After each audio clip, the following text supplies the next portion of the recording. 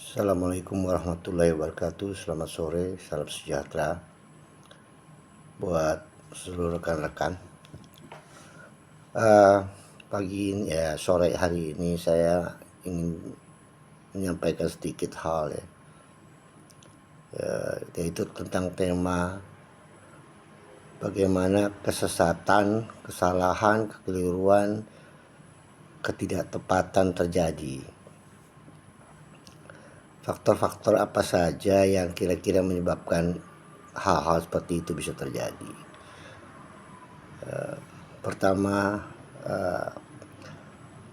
karena ketidaktahuan tentang tolak ukurnya atau standar normatifnya. Jadi kita tentu tidak bisa menyatakan suatu hal itu salah atau benar kalau kita tidak tahu ukuran salah dan benar. Contoh contoh sederhana matematik lah. Kita nggak bisa bilang jawaban suatu soal matematika salah kalau kita tidak tahu jawaban yang benar atau tidak tahu kunci jawabannya. Ini berlaku dalam aspek apa saja. Umpamanya kita bicara demokrasi ini salah atau benar.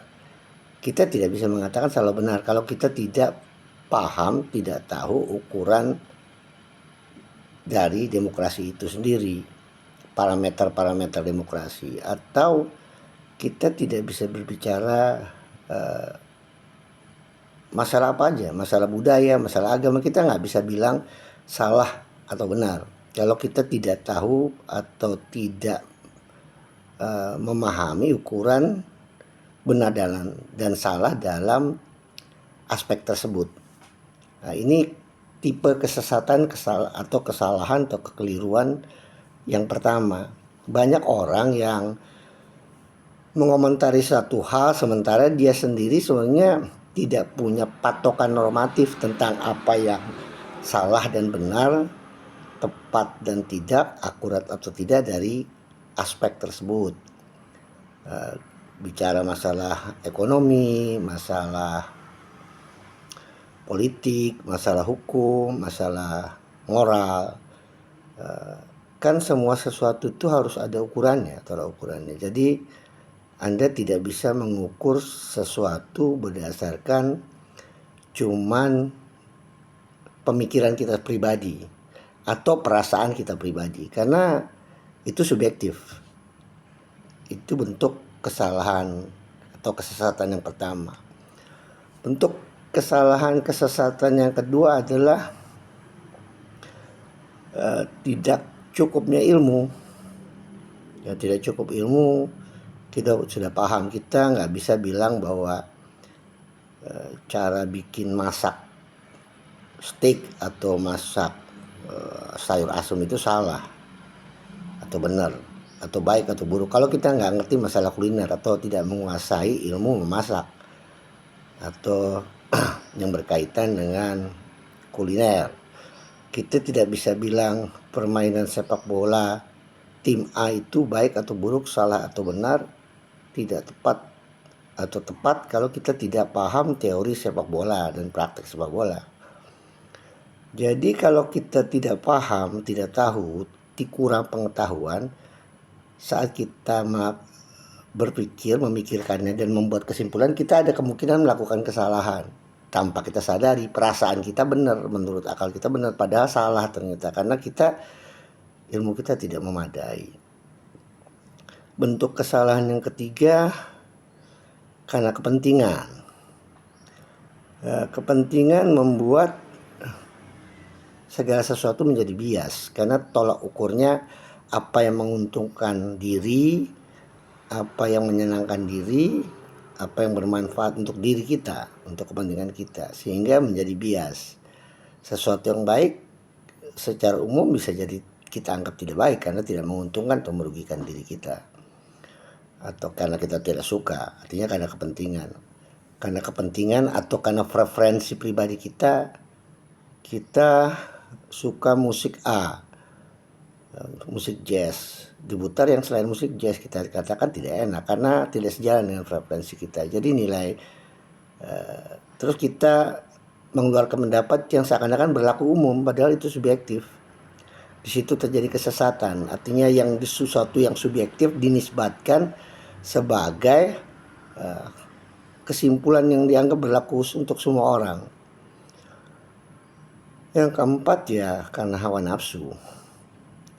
Ya, di sini sebenarnya kepentingan ego diri dan hawa nafsu serta syahwat itu berimpitan ya wilayahnya. Hawa nafsu ini menyebabkan ya yang kita paling pahamin dalam jargon lagu, tai kucing rasa coklat. Apabila cinta melekat, tai kucing rasa coklat ya. Karena kita emosi kita terlibat atau karena hawa nafsu kita terlibat, kita bisa melihat sesuatu yang buruk jadi baik atau yang baik itu jadi buruk.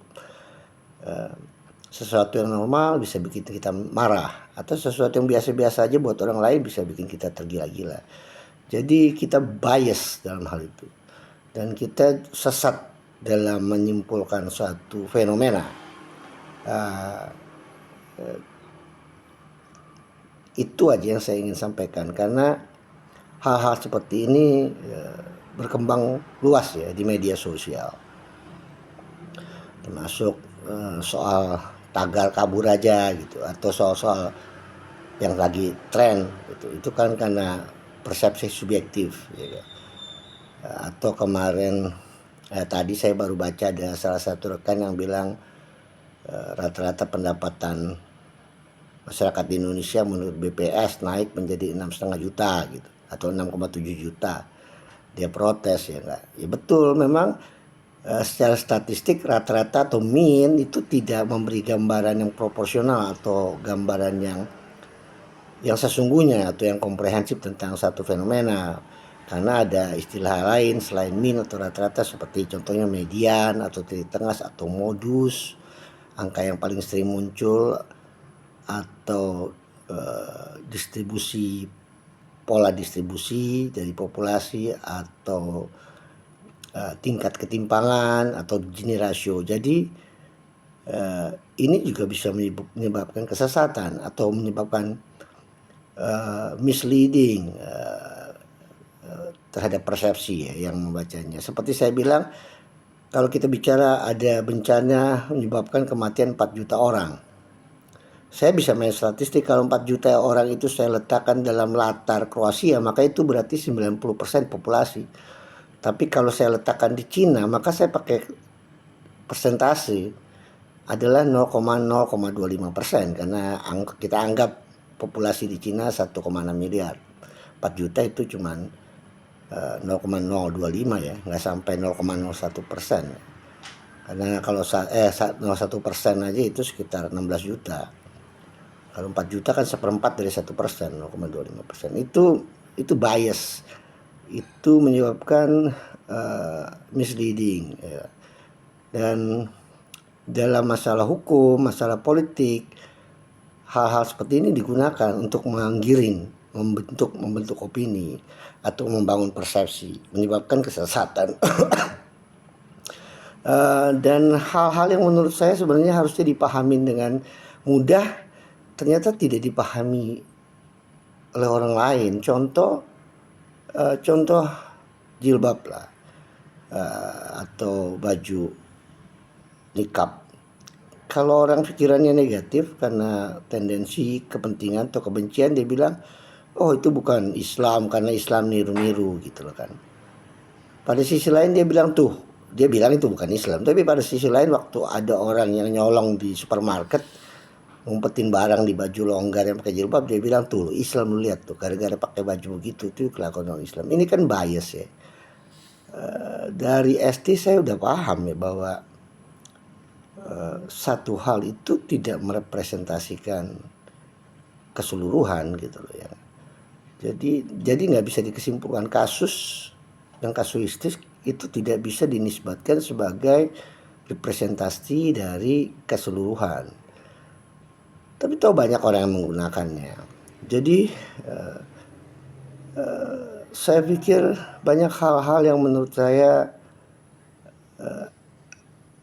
harusnya nggak terjadi tapi ternyata terjadi di masyarakat kita. Artinya hal-hal yang bersifat mendasar dalam pola pikir ya, untuk mengidentifikasi bagaimana terjadi kesalahan dalam membuat kesimpulan itu, masyarakat kita rupanya masih banyak yang belum melek gitu. Salah berlogika atau bias karena faktor emosi, faktor value-nya, orientasinya, preferensi dirinya. Hal-hal ini yang tadinya saya pikir mendasar ya, yang harusnya dipahami, ternyata tidak. Jadi rasanya masyarakat kita perlu dibuat lebih melek terhadap berbagai hal agar tidak tersesat. Kesesatan satu lagi saya ingin tambah, bisa juga disebabkan oleh terlalu bersandar pada figur otoritas. Jadi kalau pemimpin, kepala desa yang ngomong, gubernur yang ngomong, presiden yang ngomong, otomatis dianggap benar. Kiai yang ngomong, pendeta yang ngomong, otomatis selalu dianggap benar. Jadi taklid itu juga salah satu sumber kesesatan. Padahal itu juga mesti diuji lagi. Ada beragam jenis kesesatan, kesalahan dan kekeliruan dalam kehidupan ini yang kita harus belajar untuk menghindarinya. Karena berbagai disiplin ilmu juga dipakai untuk menciptakan itu. Contoh sulap itu menggunakan ilmu fisika, ilmu kimia, ilmu psikologi untuk menciptakan persepsi ya, ilusi yang jika digunakan secara tepat diramus demikian rupa menghasilkan ilusi dan menyebabkan terganggunya persepsi yang menontonnya tentunya, sehingga kok bisa ya gitu.